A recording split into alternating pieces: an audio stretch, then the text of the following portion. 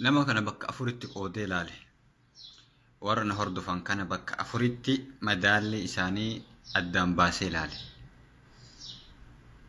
Tokko warri amantaa kiristaanaa hordofan dhibbaan dhibbatti naman arrabsan. Dhibbaan dhibbatti haqa jirtu naman arrabsan. Yoo waan hin taanellee argan Waaqayyo cubbuudhaa wanni kun Waaqayyo sin dhiisutti yaa Ahmad waan kana balleessi jedhan. Waaqayyo waan kanan dhoggu jaalala Waaqayyo nu haa hiru jedhanii gara keessatiin toltuma yaadan malee yoo ati arrabsitee isin arrabsan gonkuma hedduu arrabsee keessalleen shamarran ammoo keessattuu amantaa kiristaanaa hordofan kana keessa yoo arrabsitee jettellee cubbuudhaan sin arrabsu Waaqayyo si haa dhiisu jedhanii tumaan kutan malee wanta akkasiin hin jedhan. Kalammataati. Shamarran muslimtoota dhugaa Rabbii dubbatuuf warroota gaarii imimmaan si boochisantu jira. Mucayyoota akkama ganama kanarraa warroota toltuu yaadan caabidaatiin, saa'ihaatiin, qaanitaatiin, saalihaatiin tarabbii jedhe san gartee tarabbii ofii sodaattu tajecha bareedduu dubbattu tawaan biraa dhabdu subhaanallah wanni kun akkanaa miti rabbi sodaadhu jettee toltuu yaaddu baay'eetu jira. Lama dubartoota ammoo mallattoo amantii hin kaayanne ta'ammoo akkana fuuluun fi mul'iftee iftoominaan dubbattu sunis dhibbaan dhibbatti naman arrabsitu. Sadi warroota dhiiraa warroota mallattoo amantii kaayatan ka ufii waan badduu malee irraan agarre suni wallaaltota san fixee jira biloog godhee ari'ee jira. Dubartoota mallattoo quraana mallattoo kaayatanii amantii kaayatanii maqaa amantiitiin qaama saalaa ka dhiiraa ergan mee rabbi sodaadhate kanas duguugee jira. Warroota ammoo dhiiraa warra amantii islaamaa rabbaaniyyiin rabbi jedhisa warra beekumsa amantii islaamaa kana jaalala qaban amantii islaamaa kana arrabaan mul'isuu warra hin barbaanne tokkoffaa beetaati yoo ati islaama taate islaama yoo jaalatte nama yoo arrabsite nama sanii miti ka xiqqeessiteeti amantaa keessan xiqqeessite maqaa amantii baatti yeroo nama arrabsan ilaalchi nama biraa fakkeenya maal jedha ahaa warri amantaa islaamaa kun adaa warra nama arrabsu jedhe ilaalcha san fudhata jechuudha. Ati tokkoffaa namni amantii islaamaa matarra ejjete si ta'uu hin dagatin.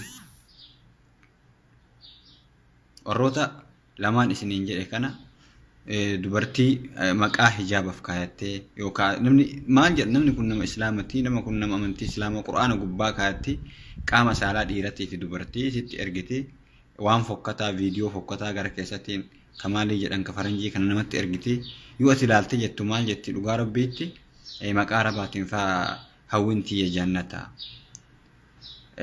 islaamummaa kiyyaaf du'aa jettee maqaa barreeffatti ofii qaama saalaa namatti erguun baay'ee nama qaanfachise jechuudha. Jechi kiyya kun naa hubadhaa hin laalu warroota muslima dhugaa san hin laalu. Dhugatti shamarran ammoo dhugatti jechi isii kumaatamaan madaalamu natti aarina isin hin laalu. Warroota amantaa islaamaa keessan inni waatu dalagaa jira ta'uun beekan. Namatuyyuu suuraa san kaayatee warra islaamaa fakkeessee yookaan mootummaa wayyaanee ta'uun ni mala. Dhiira nama islaamaa dubbatu fakkeessee yaa bada saricha yaa bada akkanaa yaa bada wallaala maal jechuudha beekta ahaa warri islaamaa kun akkanaa jedhee akka namni kun jibbuuf waan san dalagnatti fakkaatti. Osoo Ahmad irratti duuluun tahin warri hubannoo hin qabne ummatoota sirriitti ofirraa laala sirriitti ofirraa hubadhaati. Ahmad irratti komintiin isii gargaaru osoo hin tahin isii akkas dubbattu san maaf akkana jettare keessammaan dubbifne ati inni balleesse isa wajjin maa balleessita mee akkuma warra amantaa kiristaanaa kana ta'e fakkeenya Waaqayyo si mee amma akkaataa itti dubbannu afaan si qaban jechuudha. Yoo ati arrabsite isin arrabsanii waan dubbattu wallaaltee tumaan aboo manni nama tuqu jettee tumaan ofirraa dhiifta. Akkana ta'uu yaala. Ka shanaffaa warra Amaaraati jalallee bilook hin goone maaliif jette enee Amaaraa leejinoo siin jedha. Ante gaala jedhee tumaan afaan baheesitti baheesi arrabsa. maaliif diina beekama haa dhageeffatu yaada kiyyallee haa dhageeffatu yaada isaallee hin dhageeffadha rakkinna hin qabu warra islaama dhugaasan dhugatti baay'ee kan isin galatoonfadhu shamarran islaamaa warra dhugaasan jechuudha warra nasiihaa namaa yaadan warra toltuu yaadan galatooma galanni keessan bilisummaa haa ta'u deeggarsi isin godhan nasiihan isaan barreessan waan guddaadha warroota nama arrabsan ammoo wanni isin eeggatu galanni rabbii fi feesbuuk haa ga'u bilook guututti rashana jechuu sanniin 4,000 fi waa'ida akkasitti keessaa fixee ganama kanallee akkasuma keessaa duguugaa jira yeroota kana feesbuuka keessaa dhabamsiisuu ofirraayyuu miti akka imeelii jiraatti akka isaan feesbuuka hin fayyadamne godhuudhaaf duratti maaliif nagayaan waa barumsa guddaa walirraa barannee waa walirraa dhageenye walii dabarsine jechuudha shayxaanan kan ammoo keessaa fidna jarri kun islaamallee miti warri amantaa kiristaana hordoftanillee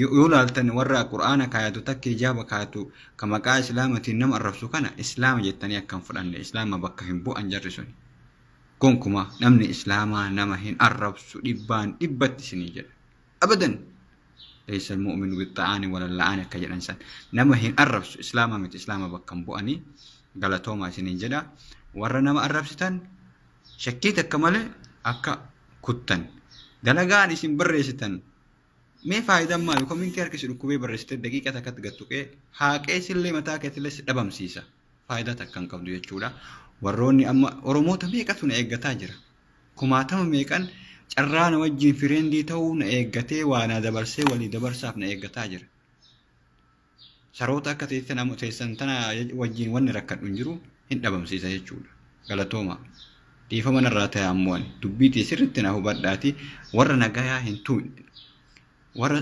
saroota malee warra nagayaa takka hin tuune nama arrabsu qofa malee warra toltuu fi nasiihaa gorsa dhaamsan itti fufa ammallee barreessaa hin dhageeffadha gorsa keessan ani arraba takka hin deebisu nama gorsa barreessi daqiiqa takkatti itti bilbila ofiifuun barbaada nama san nama akkasiisan barbaanna nama barumsa nu dabarsu barbaanna nama nasiihaa toltuu nu dhaamu barbaanna galatooma